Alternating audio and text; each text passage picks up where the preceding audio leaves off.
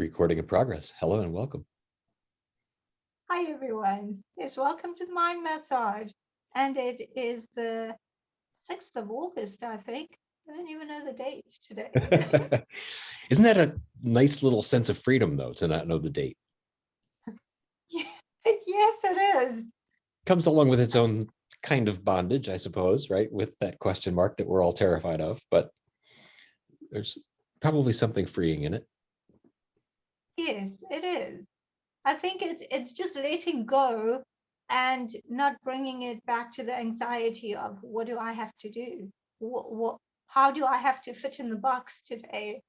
What box do I have to climb into today?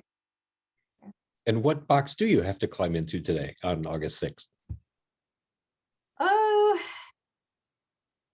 a box of my own making, that's for sure. Amen. As I was telling you earlier, I've had to go to the mall 4 times this week, and I can't get used to the whole mask wearing, sanitizing thing. And I guess I don't notice it so often because I only go once a week or twice a week at the most. But there was an errand that had to be run, and somehow it didn't get done in one session. And that was when I started feeling this. I can't do this anymore. It's just not something that I can do. But there's nowhere to not do it. It was very interesting.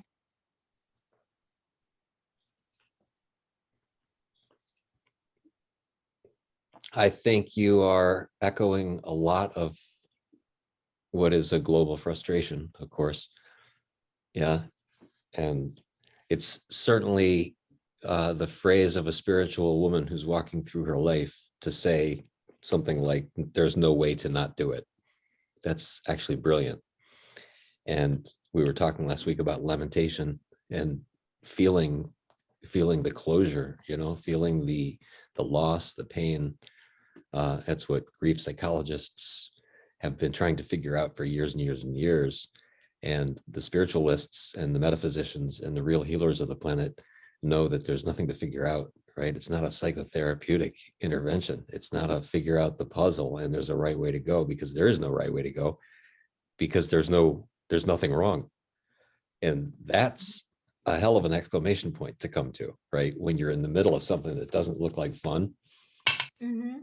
And you get this little whisper in your ear that says, remember, nothing's wrong. Remember, there's no way to not do this. Remember, there's no way out. Remember, you're supposed to be right here, right now, right here. Yeah, that is challenging to even accept, let alone embrace, to even step into that and just speak one's truth. Because I think, like anyone else, I'd like to be in control, or the illusion of control. I'm thinking that, well, it's just having a wonderful attitude. People are having a hard time. Just be nice to them. Just give everyone what they need. Give everyone their space to be, and then walking into the space where you don't feel okay to be. You just don't feel okay, and there's a lot of vulnerability.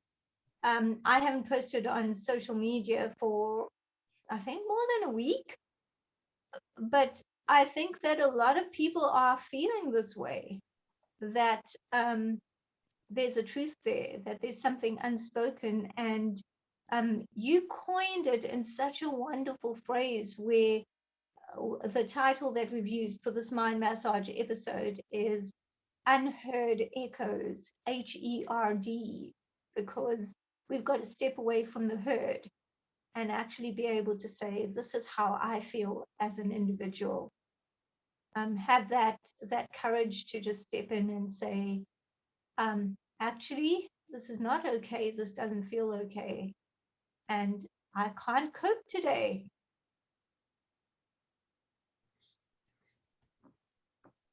As you're talking, I'm getting a sense of the unpredictability, right? And it comes to me courage itself is only available in the unpredictability, right? Every once in a while, we think we know the quantity, the known quantity of the challenge that's in front of us. But realistically, if it really were a known quantity that we were going into, we would be going into it with our egos, with our skill sets, with our successes. Nothing wrong with any of that, right? But we bring our already having created success menu, right? Whatever our CV is of, hey, this is how I know how to navigate this. But that's not what courage is. Courage is, wow, I have no idea what's over there. I might have an inkling of what I'm walking into, and I know who he was yesterday, but he seems like a different guy today. How am I going to engage, right? And this happens all the time unconsciously, and we choose courage all the time. I think maybe we don't give ourselves enough credit for it, but almost always, and here we are, and anybody who's listening to this broadcast, here we are. We did it yesterday, and we're still here, right? So there's a certain level of courage that it took to get here, even though sometimes we feel like we're hanging on by our fingernails. Yes. You often eloquently speak about this in terms of the body, the physical side, where you speak about we need to have the capacity to meet life on life's terms, or at least recognize the inflammation, recognize that we're not doing that today. And just recognizing that I'm not meeting life on life's terms, that is stepping into the courage and being able to say that's okay, which I think it's hard. It's really hard for any of us to be able to just claim that, well, I don't know where I'm going from here. And there's nowhere on this planet that we can actually go and feel differently. We're all going through a sense of perhaps the same isolation, the same new steps, the same stepping into what we feel we didn't choose, and what we feel is someone else's mandates or decisions about what we should do or not do, and being able to still find our freedom in those parameters. I think that all of us find that hard at some time or other. Yeah, and it's supposed to be hard because it doesn't look like this particular situation that you're talking about doesn't look like it's slowing down, right? Things are going to increase. We are going to be more surprised. There's plenty of reason to believe that this was a warm-up, even though it feels like a year and a half of, wow, we almost got through it, right? But we have been strengthened over the past year and a half, 2 years, and we've learned new ways to navigate. So I actually think we're being readied, right? And sadness and anger is what we were talking about last week, proper, without putting a moral label on that, but the appropriate, maybe that's a better word, appropriate responses. And to not acknowledge those really is to not acknowledge the depth of our humanity, the depth of our soul, which feels confronted, right? And there's no such thing as not being confronted in natural dynamics. We are to be confronted. And I think one of the things that has been illustrated over the past year and a half is how very fragile most of us are, how very incapable most of us are at what we thought was handling the unknown, right? Can I draw a parallel and bring this? I just had a little light bulb go on. So I had a conversation yesterday with somebody who was looking for a medical exemption, actually wanted me to write a letter for her. All of these mandates coming down now, so surprisingly, from public institutions who know better, who know they have no right to say, you must do such and such in order to maintain your job, which has nothing to do with job description. But No employer anywhere, no government anywhere, no school teacher anywhere, no public health official anywhere, no family member anywhere has a right to say you must do such and such, and then predicate your well-being, whatever it is that they've given as their deliverable, predicate their deliverable upon your taking action against yourself. They think of it as toward yourself, right?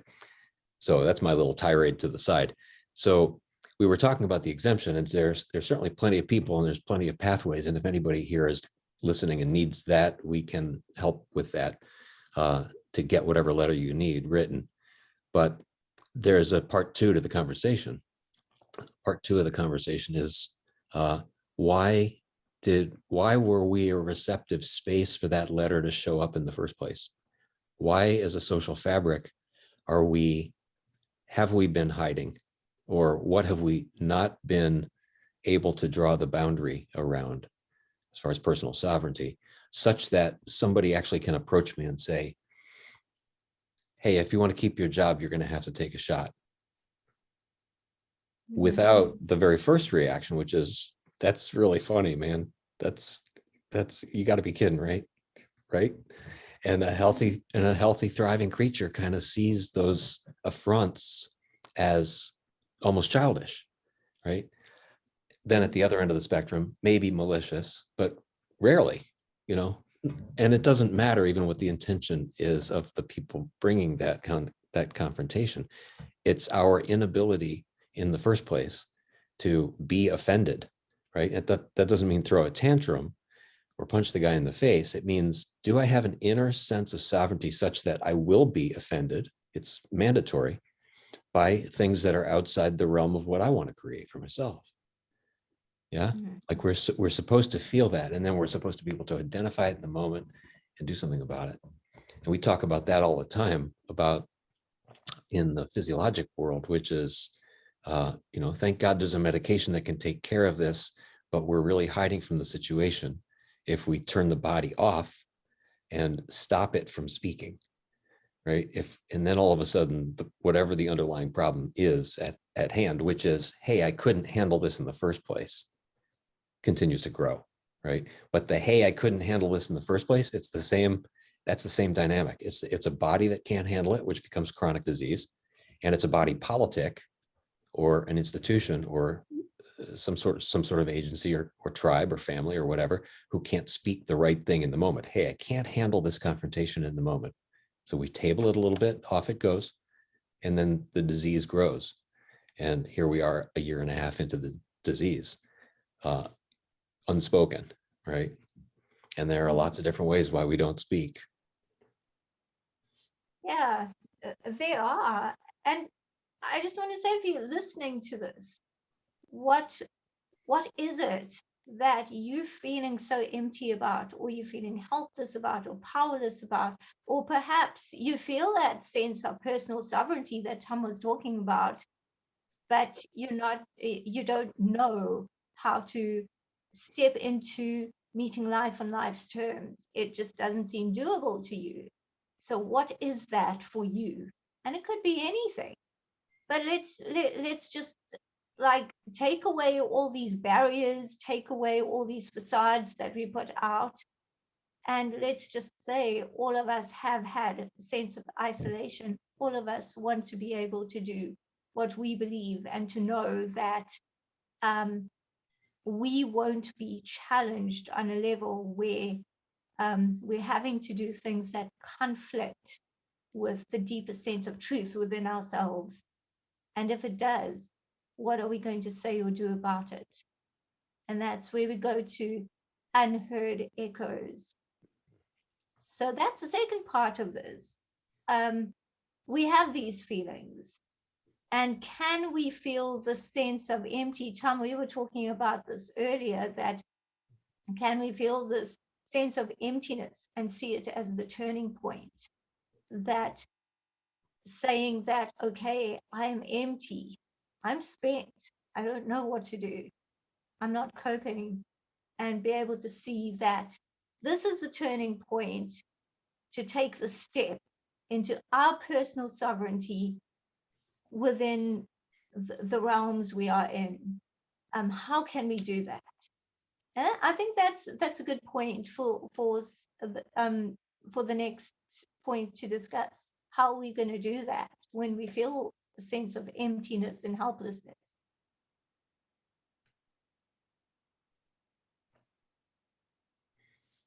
Yeah, and your language, I think, helps me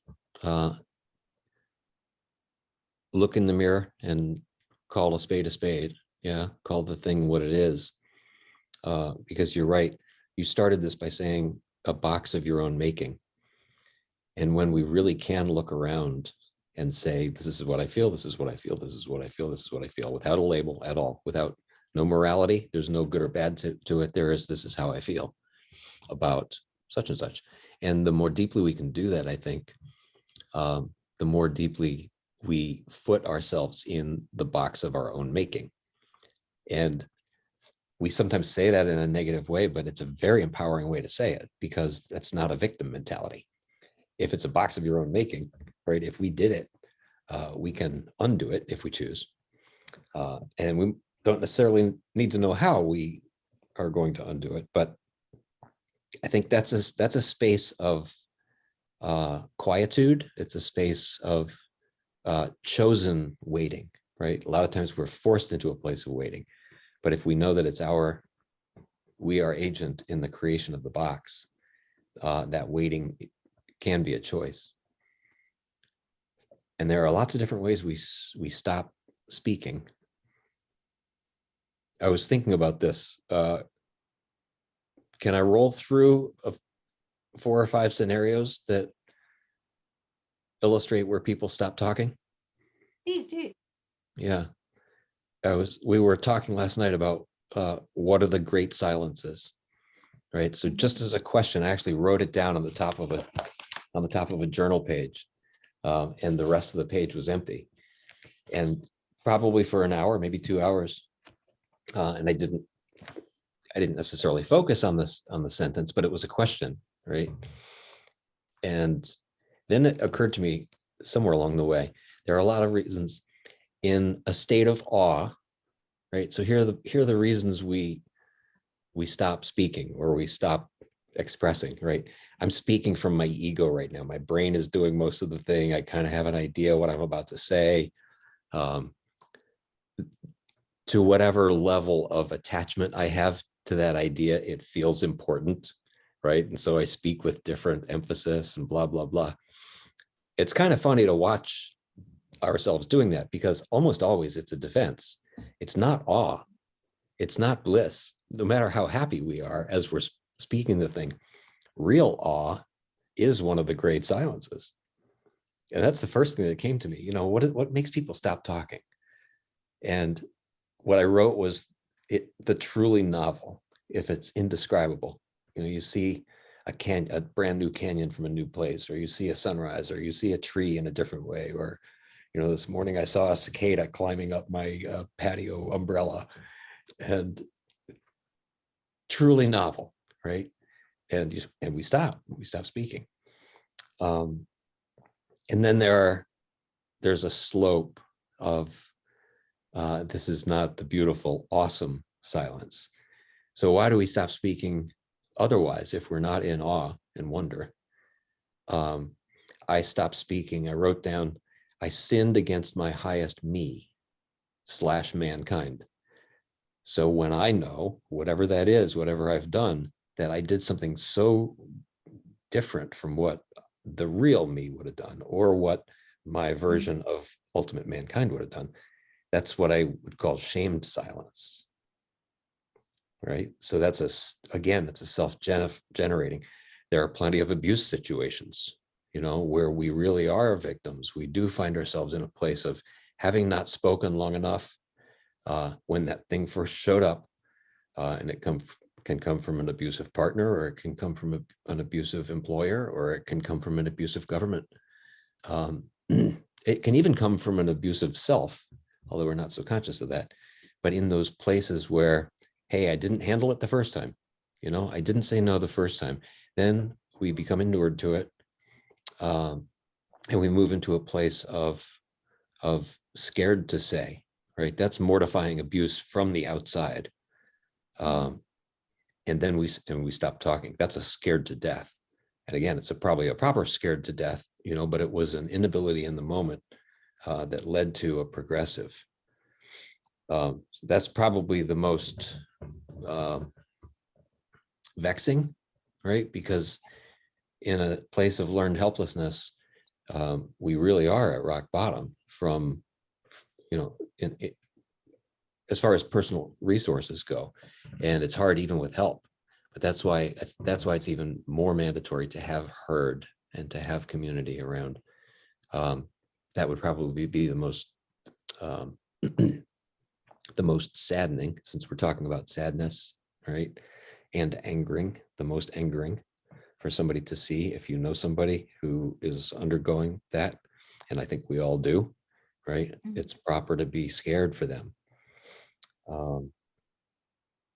And then I wrote UNherd, which is being on purpose. And I think we've all been here, excited about something, maybe even very skilled and maybe even very knowledgeable with the something, speaking it in places that it looks like, wow, it's just not landing. They're not getting me, right? And so that's a space of resignation. It's a very deep commitment, but it's resignation in the face of that commitment, where we all just shrug our shoulders and say, well, I'm done here. There's no listening there. There's no receptivity there. And again, it's a very sad space to be in, but it's probably a very proper space to be in, appropriate space, right? When you have brought that level of tenacity and clarity, and then come up empty. So those are just a couple of starting points. What other places do we stop talking and put masks on and let other people put masks on ourselves and things like that? Yeah, such an interesting question. When you talk about putting masks on, because we're looking at that quite literally. And before mask wearing became part of what the world seems to consider normal, or the powers that be across the world consider normal, when someone was talking about a mask, they were talking about a facade and not being their true selves, not speaking that truth. And now putting a mask on is so many different things. People have put them on for facades. People have put them on for what they deem as protection. People have put them on because it's their way of coping without taking them off and just admitting what they're feeling. So all of these scenarios are they're part of those silences. And how can we step away from those silences? Because when there's no silence, as proper as the sadness could be, as proper as just being with that moment can be, if we allow those silences, there's no communication, there's only isolation. There's nowhere to go from there, because isolation means you're in the same place, that there isn't any movement, that it's all static. When you're isolated, nothing comes in or goes out, which I'm sure you'd probably say unhealthy cell membrane, right? Because a healthy cell membrane keeps out what it's not supposed to, or what is harmful to it, and brings in the nutrients. If you're not bringing in the nutrients and you're keeping everything out, how does one grow? So how can we foster that community atmosphere without falling so much back into the herd that we're not listening to ourselves, that we're not voicing our own voice, or that maybe we feel bullied, we feel like the black sheep in this herd of sheep? It's the same dynamic too at the organism level that lets a cancer cell grow. We were talking yesterday about the visibility of the cancer cell, yeah? And call it the visibility of the black sheep, right? Maybe it's a, quote, proper response from the community to squeeze this guy into a different behavior, but that's a community decision. It's a herd decision. It's not one guy at the top of the pile who decides, these kinds of people are doing it wrong, right? It's more of an internal organization. It is a herd mentality, happy thriving. But that isolationism is exactly what the cancer cell wants, right? It's self-propagating, it's self-reliant, and to the extent that it can be seen by the immune system in a healthy body, call it immune survey or oncogenic survey, the beginning of a cancer. If you see that, you nip it in the bud. It doesn't become a chronic. And we've all got cells like that. And we've also certainly all got thoughts like that, that if we don't speak and that aren't seen, you're drawing a beautiful, I can feel the metaphor of being heard, right? Healthy fifth chakra is expression. Throat chakra is expression, and it's both what we generate out.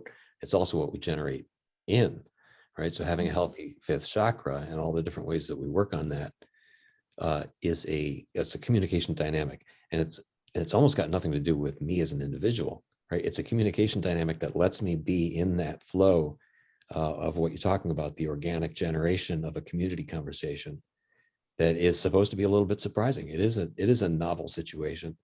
And so theoretically, happy fifth chakra is a courageous empowerment vehicle, because we can go into that. We can go into the unknown, right? The not yet seen, the unpredictable. And I think that's what we should challenge listeners to do. How can we're all stepping into the unknown, whether we like it or not, no matter how in isolation we are, or no matter how we feel that we're part of community and we're okay with whatever. We're stepping into, Tom, what you'd call an unknown quantity. And how do we respond to that? How do we step into that and just voice who we are? So I challenge you, if you're listening to this and you're thinking about some things that you were lamenting about, feeling a certain sadness or helplessness about, or that you feel, I just can't take this, like I felt earlier, I just can't do this. And if you're feeling like that, please, this is a platform on which to voice it, and you can comment. It's this gets posted in the Mind Massage group on Facebook, and it's a safe space for you to comment and say that, because we're all just growing together, just learning, just stepping into the unknown and learning from one another, so that we don't stay in isolation, so that we're a bunch of healthy cells in community.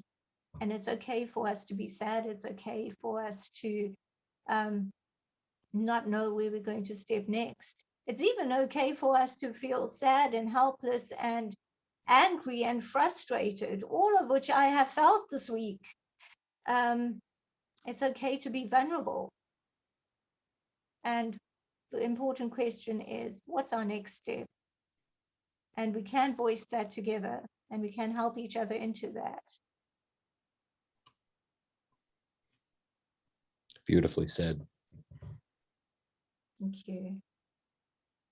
And on that note, I guess it's time to end our broadcast for today. That went really fast, actually. Or maybe Should I I'm just... throw in one more quick story? Oh, please. Yeah. You just gave me permission with your comments to talk about what might be an injury or something that I experienced this week. And it's one of those things, the ego, my ego wants to say, I'm an athlete, I'm in good shape, I'm not supposed to have spurious, unexplained injuries or like that. And out of nowhere, the other day, I felt this tightness and this burning in my arm, almost as if I'd gotten stabbed. And I was outside at the time. I thought maybe I'd been stung by something, but I couldn't see anything there. And there was no skin lesion. Over the course of the next couple of days, I experienced that again. And I also gave myself permission to know that it was going to bring me the message, because I found myself in default question of it. What do you want me to remember? What do you want me to know? Happened to be in seminar last weekend, and that idea was present. What do you want me to remember? And when the confronting thing shows up, I would suggest decently healthy people have that as at least one question.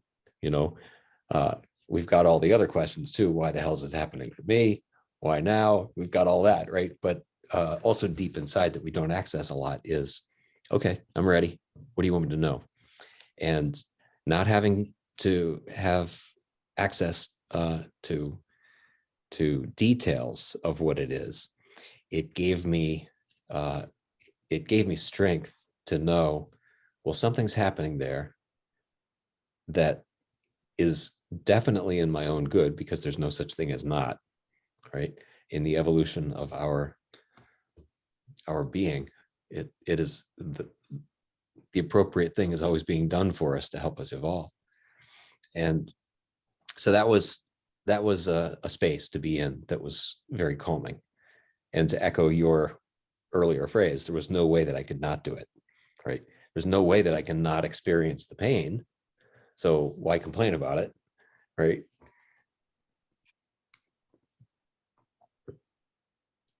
Yeah. That's interesting what pain teaches us, whatever sort of pain it is. Everything's a teacher. You always speak about inflammation being a teacher, pain being a teacher, sadness being a teacher. Any type of emotion is actually our teacher if we allow it to be. And sometimes we don't want to allow it to be. It's just like, leave me alone. I want to experience my sadness. This is so unfair. This shouldn't be happening. And maybe that is also just as valuable, to be able to feel that way and then be with that and then say, okay, what's my next step now? Because I'm moving forward. There's no way not to move forward. Yeah, I would agree. I would say it is as valuable, and I would maybe even suggest that it's a mandatory precursor. You know, I so admire people who have their microphones on, who are speaking about what needs to be spoken these days. And it's hard, it's a challenging space, right? But we have to keep doing it. But it doesn't happen in the moment spontaneously, or I should say rarely does it happen in the moment spontaneously. It happens after a contemplative space that came after the unexpected confrontation, right? Mm. So there's the affront or the offense or whatever it is we call the intrusion or the blockage. And I would suggest that contemplative space is a mandatory step one before we move into the thing that we think is appropriate. Mandatory. I like that. Maybe we can give ourselves permission to accept that it is mandatory. Yeah, we have to maybe choose a different word, because mandatory is getting a bad name these days too. I know, right? Well, I honor you for your voice. Thank you for sharing your heart and for being here in a transparent space. And it's a great gift to the planet. Well, thank you for sharing your voice. And I do think that it just, us sharing gives almost, it liberates everyone to share their voices, to know that this isn't a space of judgment, that this is a space where, wow, I didn't know someone was feeling the same way. And who knows who needs to hear that right now. So there's just to everyone listening, if you feel someone needs to hear that, wow, I didn't know that anyone felt the same way as I did. Share your voice, because it's going to help. It makes a difference. Beautiful. So with that, have a beautiful Friday and a very restful weekend, a very nourishing weekend. Good Really night. great. And good night from Frederick, Maryland. Thanks, Hasina. Great day, everybody.